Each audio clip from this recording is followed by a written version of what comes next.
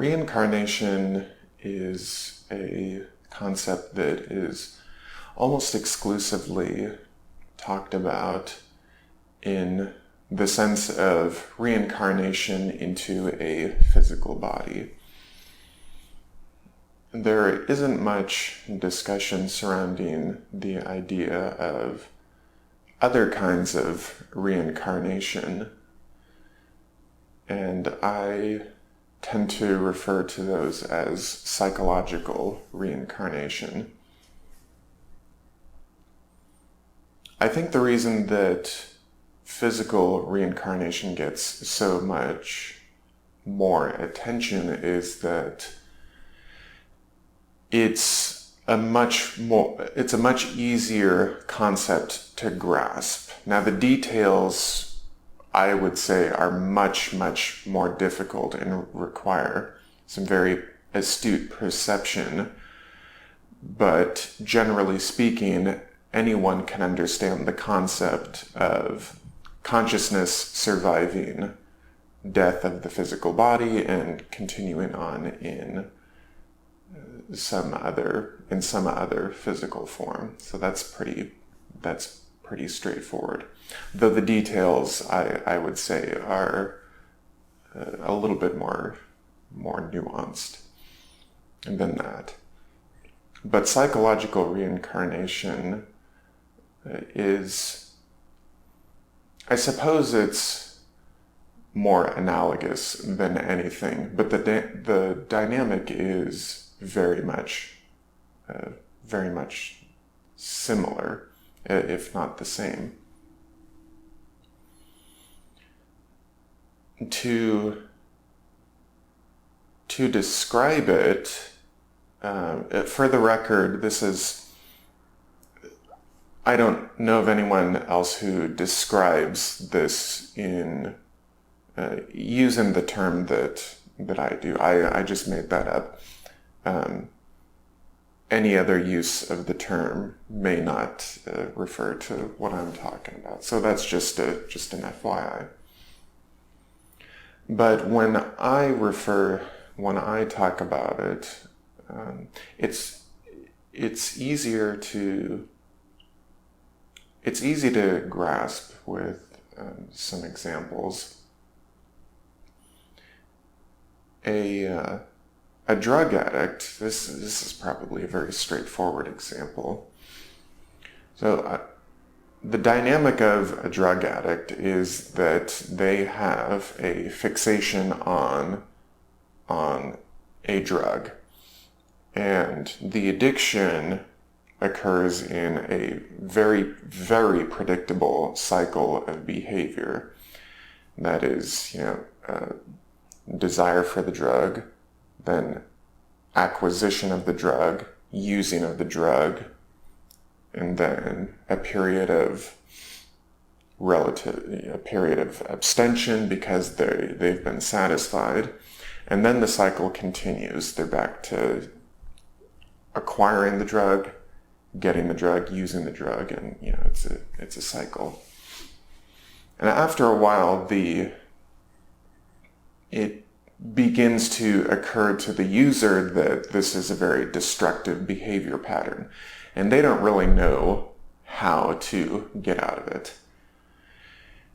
The pattern of behavior, when they're really ingrained, that's why addiction is such a good example.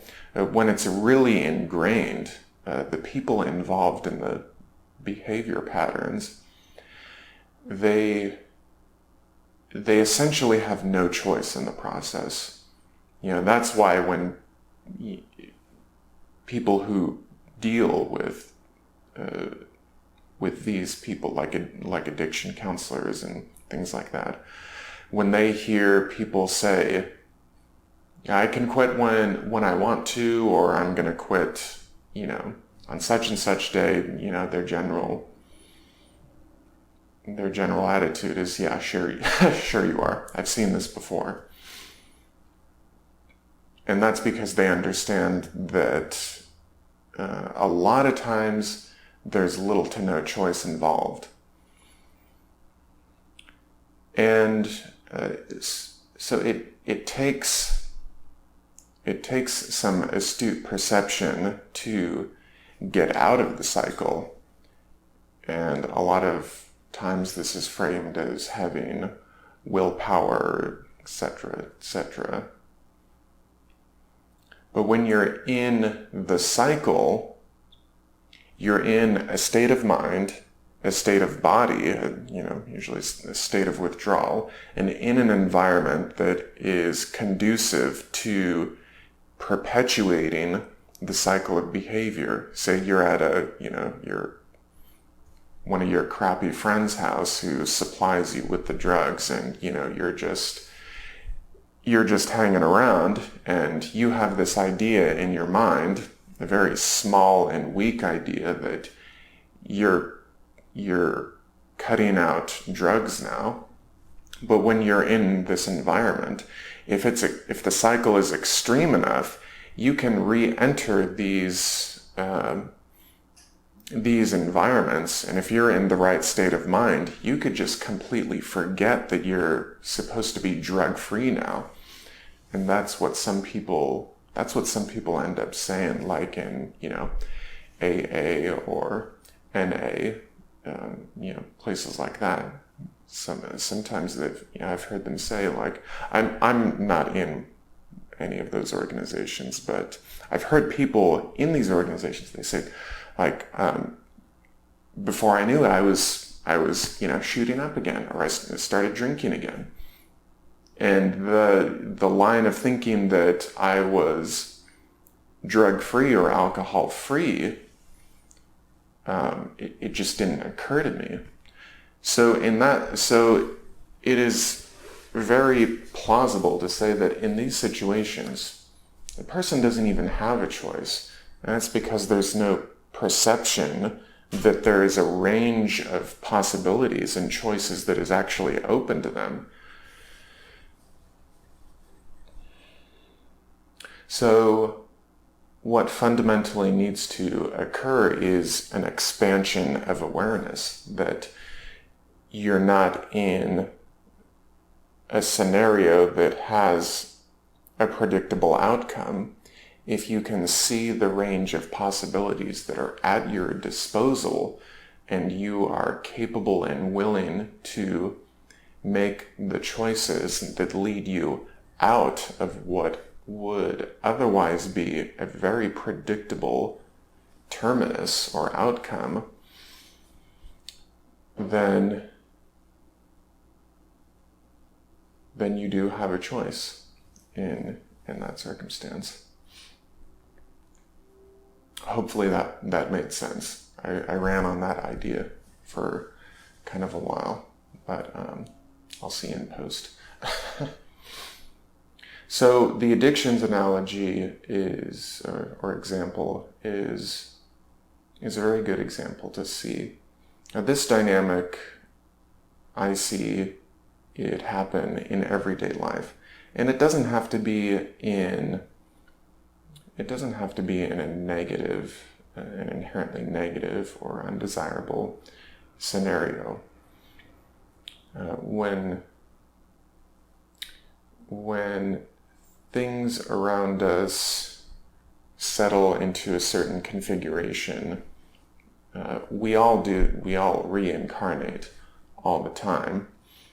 When my food supply is getting low, I see that some things are not in the cupboard or the refrigerator. I become a shopper. I go to a relatively limited set of locations, and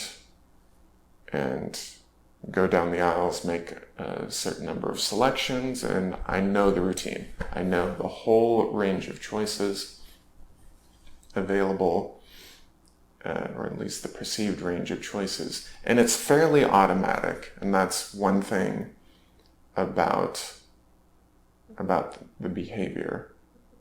One attribute of the behavior is that it's fairly automatic, and there isn't, because you're you're in an incarnation where there is a limited range, a perceived range of limited possibilities. Even though that's not necessarily the case, with infinite, boundless consciousness, there are perceptibly infinite possibilities at any given moment. But you are currently in an incarnation where there are perceptibly fewer options. And that's not necessarily a bad thing. In the case of addiction, as I discussed earlier, that can be a bad thing because that's what keeps you in that cycle of negative behavior. And consciousness, awareness is key to getting ourselves out of those cycles of negative behavior that we know are destructive, that we know aren't good for us, or that aren't good for others for that matter. And so that really is key. The awareness, it depends on focusing that awareness on the triggers that produce that perception of, limited possibilities. If I'm a drug-free person, is it wise for me to spend my time with this person who might, when I'm there, ask me if I want to, indulge or want to buy something from them, for example. And you may well decide that you still want to spend your time with these people, but that you're going to resist the temptation to engage in whatever set of behavior you find destructive to yourself or to others. So that's another possibility. The more extreme forms, a lot of times, for some people, it's wisest to cut out a lot from your life so that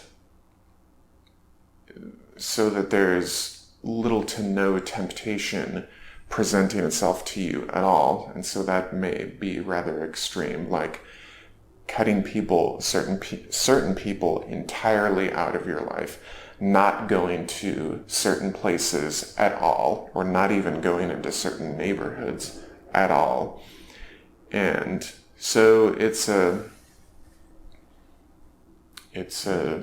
form of abstinence, and for some, and that can work. But regardless of the strategy, the expansion of consciousness is absolutely necessary for success. Because with the expansion of consciousness, then you have a choice. You are not you're not trapped in a small identity that is completely absorbed in a certain pattern of behavior. And this has a lot to do with the shape and formation of our ego, essentially, which can take many shapes. And addiction is just one of them, but a very good example to discuss the concept of psychological reincarnation. Another one I was thinking of is, people on the internet, on social media. It's very easy. It's too easy to get into debates with people, like on Facebook or other forms of social media, because everyone has their opinions, and everyone is like poking and prodding at each other's buttons, and they know exactly what to say to get a reaction. Politics is probably another good example. So, like on social media, if you come across an article and, everyone has, like a political article, and everyone has their opinions, and then almost immediately you incarnate into a pattern of behavior where I'm now a person who's on this side of the political fence and you're a person on another side, even if you and the other haven't explicitly said so. But now I'm me with a certain set of opinions and base of knowledge, and you're another person who has these other, opinions and beliefs, which are absolutely ridiculous. And because you have these certain beliefs, I'm just going to go ahead and assume that you have these other beliefs. So it's very easy to, and like I said before, it's oftentimes it's almost an automatic process. So you've labeled a person as being, maybe a Democrat, a Republican, a Libertarian, maybe, it doesn't matter. So you've placed a label on the person. You don't see them for what they are. And in the case of the internet, you literally don't see them. You only see the words that they have chosen to provide you. But you label them a certain way so that now they are essentially the same as anyone else in that particular group. And the only thing that distinguishes them is whatever they happen to be telling you at that particular moment. And so that's their defining identity. And it's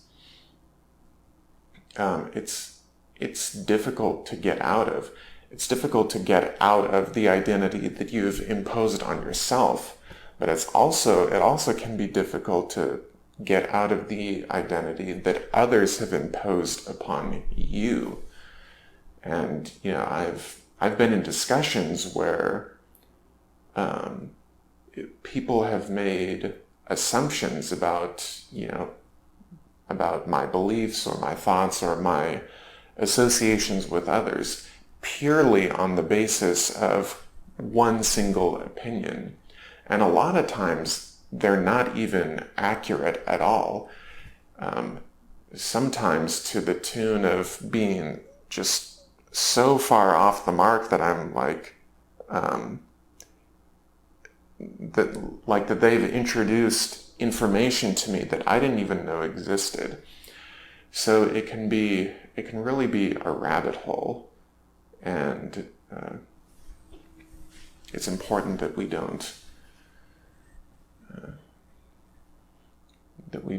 get too caught in these patterns of thinking, reincarnating into these identities that shape our behavior. It's difficult. It can be difficult on the internet because all you know is, unless it's like a video discussion, like on Zoom, for instance. But if it's just text, you're reading, posts and threads and things like that, all you know about the other person is the words, the exact words that they're feeding you. And that can be very, very misleading. So even as misleading as normal in-person interaction can be, communication is very difficult. But as misleading as that can be, because we still have to deal with our own biases and perceptions and, assumptions, on the internet and social media in particular, that risk is taken to a whole new level. So ultimately,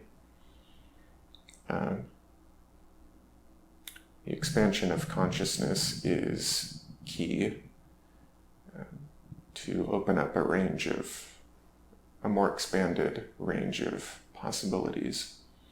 Not just more expanded range of choices, but a range of perception. And those go kind of hand in hand.